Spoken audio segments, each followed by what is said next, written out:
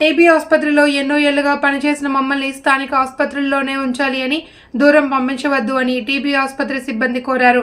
శుక్రవారం అనంతగిరిలోని టీబీ ఆసుపత్రి వద్ద వారు నిరసన చేశారు. టీబీ ఆసుపత్రికి ఎంతో మంది వచ్చేవారు అని, ఇప్పటికీ కూడా టీబీ బాధితులు అనంతగిరికి వస్తున్నారని, ఇక్కడ టీబీ ఆసుపత్రి కోసం 4 వార్డులు ఏర్పాటు చేస్తే మేము స్థానికంగా ఇక్కడ పనిచేసుకుంటామని కోరారు. మమ్మల్ని ఎక్కడికో పంపించాలి అని చూస్తున్నారని మండిపడ్డారు. అనంతరం ఎమ్మెల్యే క్యాంప్ కార్యాలయంలో తెలంగాణ రాష్ట్ర స్పీకర్ గడ్డం ప్రసాద్ కుమార్కు వినతి పత్రం అందజేశారు. రాష్ట్ర స్థాయిలో టీబీ విషయమై చర్చించడం జరిగింది అని, సమస్య పరిష్కారానికి కృషి చేస్తామని హామీ ఇచ్చారు. అయితే ఇది టీబీ సెంటర్ యొక్క క్లాస్ 4 ఎంప్లాయీస్ సంబంధించినటువంటి చిన్న సమస్య బ్రదర్. అయితే ఇక్కడ టీబీ శానిటోరియం దాదాపు ఒక 60-70 సంవత్సరాల నుండి ఒక ప్రాముఖ్యత గలటువంటి హాస్పిటల్ ఇది. అయితే ఇక్కడ దాదాపు మహారాష్ట్ర, కర్ణాటక 2-3 రాష్ట్రాల నుంచి ఇక్కడ ట్రీట్మెంట్ తీసుకున్నటువంటి సందర్భాలు ఎన్నో ఉన్నాయి. అట్లనే ఇక్కడ టీబీ హాస్పిటల్ లోపల మంచి ట్రీట్మెంట్ తీసుకొని, మంచి చికిత్స తీసుకొని హాస్పిటల్ నుంచి బాగా అయిపోయిన వాళ్ళు, మంచిగా అయిపోయిన వాళ్ళు వందల సంఖ్యలో ఉన్నారు. అయితే ఈ హాస్పిటల్కి చాలా ప్రఖ్యాత, చాలా పేరుగాంచినటువంటి హాస్పిటల్. అయితే ఇప్పుడు దాదాపు గత 60-70 సంవత్సరాల సంది ఈ హాస్పిటల్ కొనసాగుతుంది. దీనికి అయితే అట్లనే ఇప్పుడు జనరల్గా గవర్నమెంట్ యొక్క ప్రతిపాదిక మేరకు జనరల్ ట్రాన్స్ఫర్స్ ఇప్పుడు వచ్చినాయి. దాంట్లో భాగంగా మా క్లాస్ 4కి సంబంధించి మీరు కూడా ట్రాన్స్ఫర్ కావాలని చెప్పి మా హాస్పిటల్ యొక్క అధికారులు, సూపరింటెండెంట్ ఇట్లనే ప్రస్తావిస్తుంది. అయితే మా నాయనోళ్ళు, మా తాతల నుంచి కూడా ఇక్కడ ఈ హాస్పిటల్ లోపల పని చేసినారు. ఇక్కడనే అపాయింట్మెంట్ అయినరు, ఇక్కడనే రిటైర్మెంట్ అయినరు. ఎందుకనంటే ఈ హాస్పిటల్ లోపల బాగా రిస్క్తో కూడుకున్నటువంటి పెద్ద డిసీజ్, దీని యొక్క డేంజర్ అటువంటిది అంతా చాలా సీరియస్గా ఉండేది. అందుకోసమే ఇక్కడ జాయిన్ అయిన వాళ్ళు, మా నాయనోళ్ళు కానీ మేము కానీ ఇక్కడ జాయిన్ అయిన వాళ్ళు ఇక్కడనే రిటైర్మెంట్ ఉండే. అయితే అక్కడ ఇచ్చినటువంటి ఆర్డర్ కాపీలో కూడా ఇక్కడ మా ఆర్డర్ కాపీ ఉందంట. బహుశా మాకు ఇప్పుడు తెలిసిన విషయము.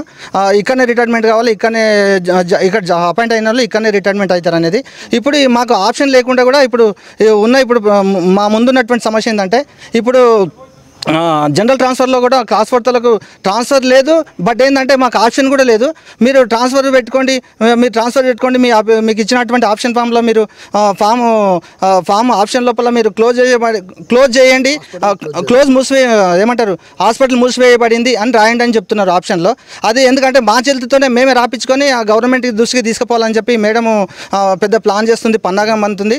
కాబట్టి దీన్ని మేము నిక్కచ్చిగా ఖండిస్తున్నాం. అట్లనే ఇప్పుడు మేము ఈ హాస్పిటల్లో పనిచేస్తున్నటువంటి మాకు ఇప్పుడు ఇక్కడ డిప్రెషన్లో చుట్టుపక్కల ప్రాంతంలో కూడా 60-70 మంది పనిచేస్తున్నాం మా స్టాఫ్ అంతా.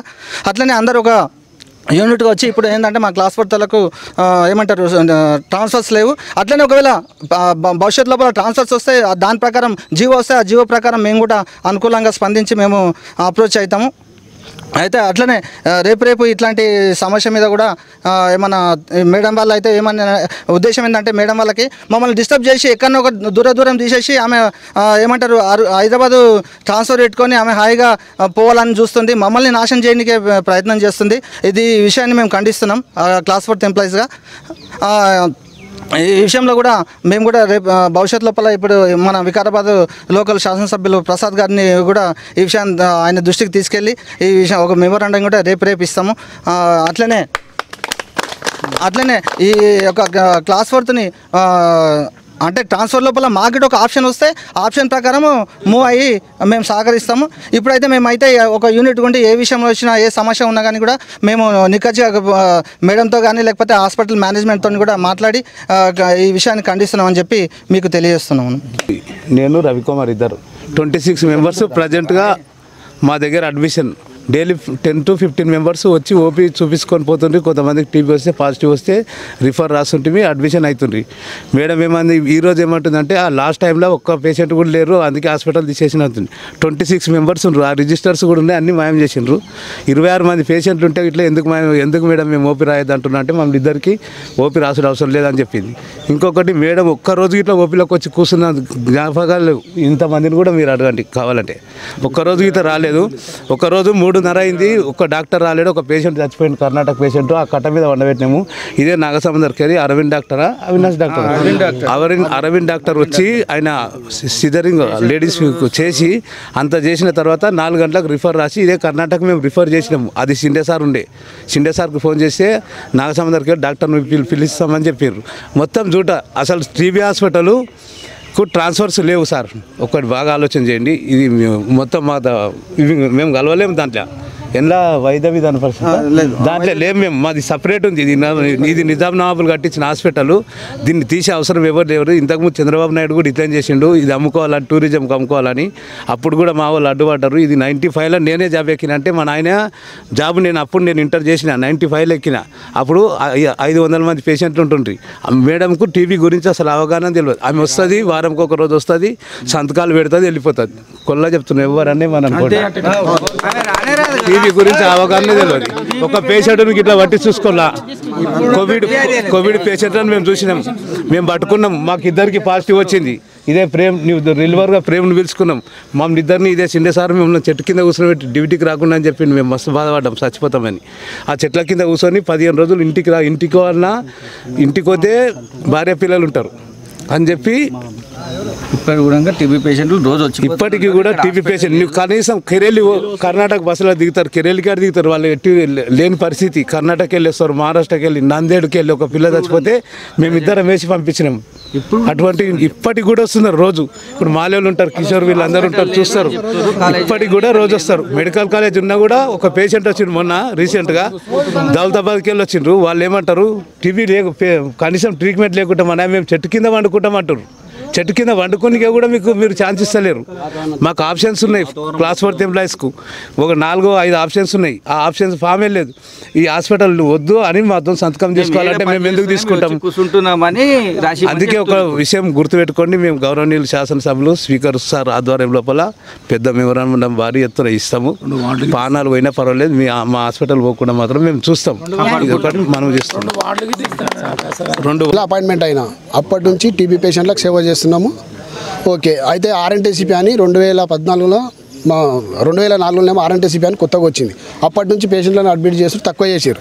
అప్పటి నుంచి వర్క్ లేదని చెప్పి మమ్మల్ని ఏం చేసారు, మీరు ఇక్కడ ఉండదు, ఇక్కడ స్టాఫ్ తక్కువ చేయాలి మిమ్మల్ని, పేషెంట్లు వస్తలేరు అని చెప్పి మమ్మల్ని ఏం చేశారు, డిప్టేషన్గా వేసారు. 2014 నుంచి 2024 వరకు డిప్టేషన్లలో చేసి వచ్చినాం మేము. ఇప్పుడు సడన్గా ట్రాన్స్ఫర్స్ అంటే ఎక్కడ పోవాలి మేము? మాకేమైనా ఆప్షన్ ఉంటే మాకు ఆప్షన్స్ చూపించి డిస్టిక్ లెవెల్లో మా పోస్టులు ఏడుంటే ఆడ మమ్మల్ని ఫిలప్ చేయాలి. అది మేము చెప్పేది. ఆప్షన్ లేకుండా ఫామ్ నింపిమంటే ఏమంటుందంటే ఆప్షన్ ఫామ్ ఇచ్చి హాస్పిటల్ క్లోజ్ అయిందని రాసి ఇవ్వమంటుంది. ఇదే 2 months కింద ఇదే జనరల్ హాస్పిటల్కు 10 మందిని మమ్మల్ని కలెక్టర్ చెప్పిందని డిప్టేషన్ వేసింది. మేము ప్రజెంట్లీ వర్క్ చేస్తున్నాం.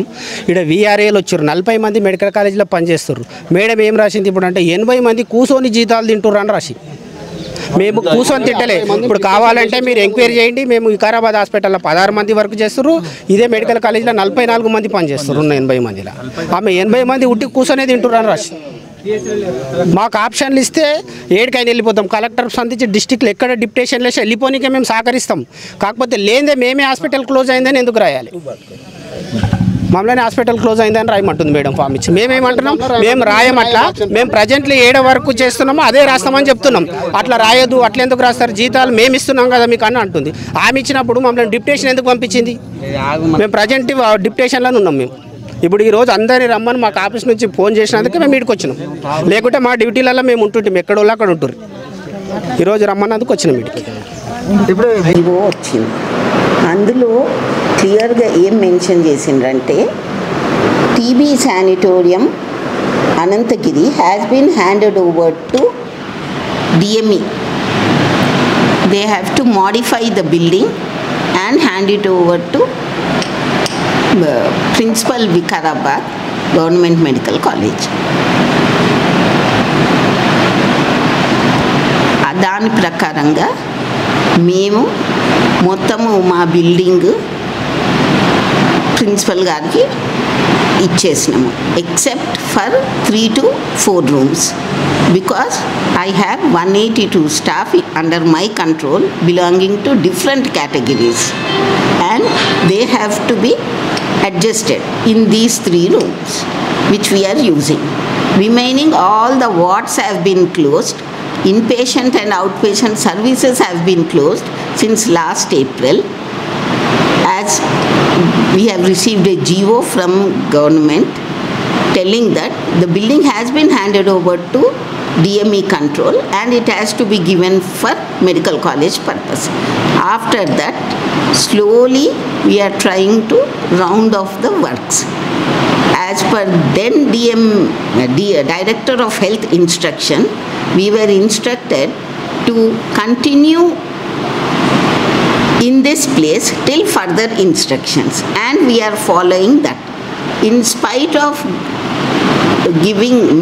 taking 3 rooms from Principal Medical College, it is difficult for us to maintain here with 182 staff, but still we are continuing.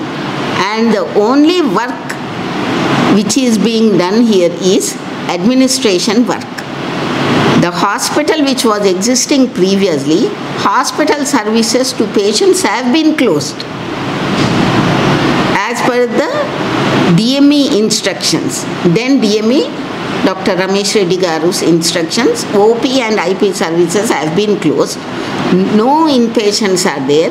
Their wards have been converted to lecture halls, and first year and second year students are being accommodated there for various practical lab work as well as theory classes. All the 6 wards belonging to the hospital have been modified to lecture halls where classes are going on.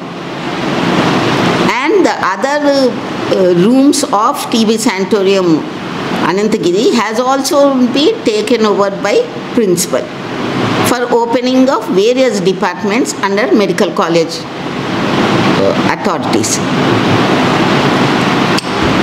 And recently we have received a GO pertaining to general transfers. Throughout the state, the general transfers, the ban has been lifted up, and the government instructed whoever wants to apply, they can apply. Keeping that in view, I have also instructed all my staff belonging to various categories, right from state level officers to zonal, multi-zonal and district level staff, to give their option for exercising their right to getting transferred, because as per the GO, all the employees who have a seniority of more than 4 years in one station, they can apply for transfer if they are interested. And because I have staff belonging to different categories as mentioned in the GO, state level officers are there, multi-zonal and zonal staff are there, district carer staff are there, ministerial staff and nursing staff, they belong to zonal and multi-zonal, including pharmacists and lab assistants and all, for example. And junior assistants and class 4 employees, they belong to district carer, because their appointment will be in the district and they have to be adjusted within the district. So that is why I have asked all the different categories of employees to exercise their option for getting transferred. If they are not interested, they can give that we are not interested in exercising our option to getting transferred.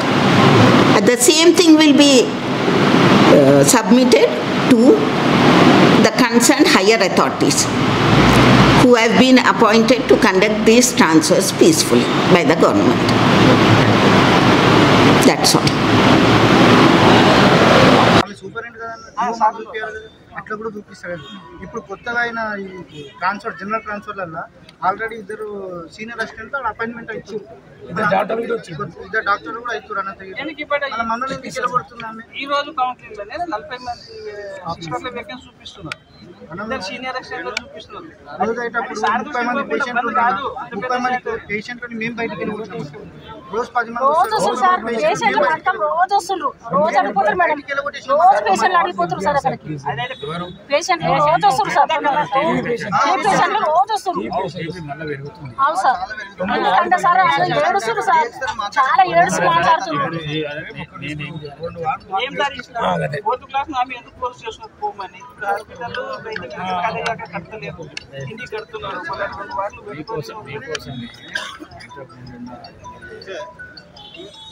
మిమ్మల్ని అందరినీ road మీద పడి హాస్పిటల్లో medical college పెట్టిన చేసింది. అయితే వీళ్ళని కాపాడుకున్నట్టు నేనేం చేసినట్టు ఆడ మెడికల్ కాలేజ్ పెట్టకుండా మెడికల్ కాలేజ్ కిందికి మెడికల్ కాలేజ్ తీసుకొని వచ్చేసి అది ఉన్నది లిమిట్లో పెట్టి ఆ టీబీ హాస్పిటల్లో మళ్ళీ నడిపించాలని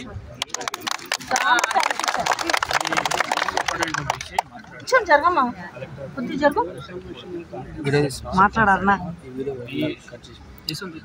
మీ సేఫ్టీ నేను చూసుకుంటాను. మీరేం పరేషాన్ కానవసరం లేదు. మీ జాబులు మీకు గ్యారంటీ ఉంటాయి. మీరు ఎక్కడ ట్రాన్స్ఫర్ కావాల్సిన అవసరం లేదు. నేను కలెక్టర్ను మీ సూపరింటెండెంట్ ఇద్దరు పిలిచి మాట్లాడతా. మీ డ్యూటీలు మీరు చేసుకునే పని నేను చేపిస్తాను. ఖచ్చితంగా మాకు చాలా ఇబ్బంది పెడుతుంది సార్. సూపరింటెండెంట్ మాకు చాలా ఇబ్బంది పెడుతుంది సార్. సూపరింటెండెంట్ తిట్టిపిస్తుంది ఆమె.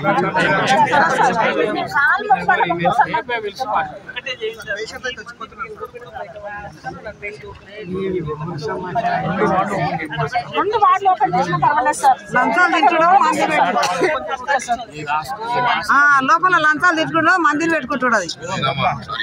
ఈ రాష్ట్ర హెల్త్ మినిస్టర్తో మాట్లాడి తప్పకుండా 2 వార్డులు ఓపెన్ చేసి అంతా లోకల్లో ఉన్నారు కాబట్టి ఎక్కడ కూడా ఇబ్బంది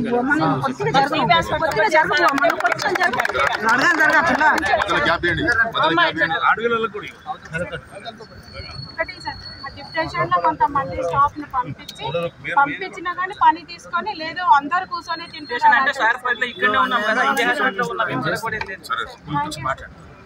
సార్ అప్పుడు 70 సంవత్సరాలు